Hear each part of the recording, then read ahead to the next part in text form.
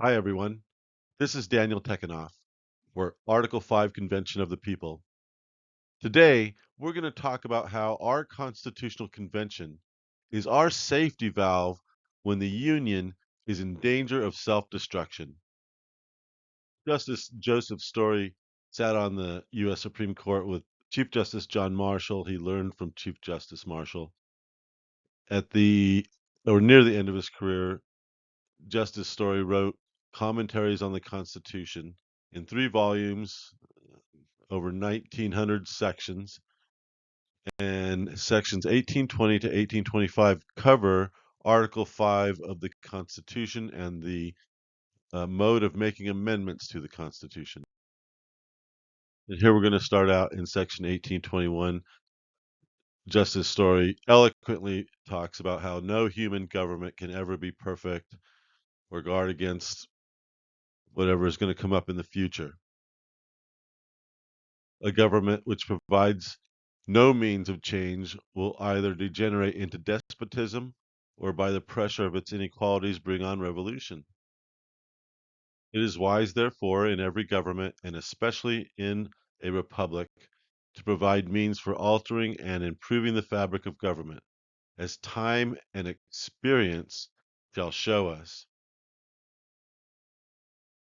The great principle to be sought is to make the changes practicable, but not too easy, to secure due deliberation and caution, and to follow experience, rather than to open way for experiments suggested by mere speculation or theory. Now we're moving to section 1822 of Story's Commentaries.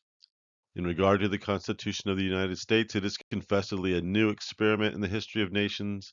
Its framers were not bold or rash enough to believe or to pronounce it to be perfect, but they knew that time might develop many defects in its arrangements and many deficiencies in its powers. They desired that it might be open to improvement, and under the guidance of the sober judgment and enlightened skill of the country, to be perpetually approaching nearer and nearer to perfection. It was obvious, too, that the means of amendment might avert, or at least have tendency to avert, the most serious perils to which confederated republics are liable, and by which all have hitherto been shipwrecked. They knew that the besetting sin of republics is restlessness of temperament and a spirit of discontent at slight evils. And here we get to one of Story's main points.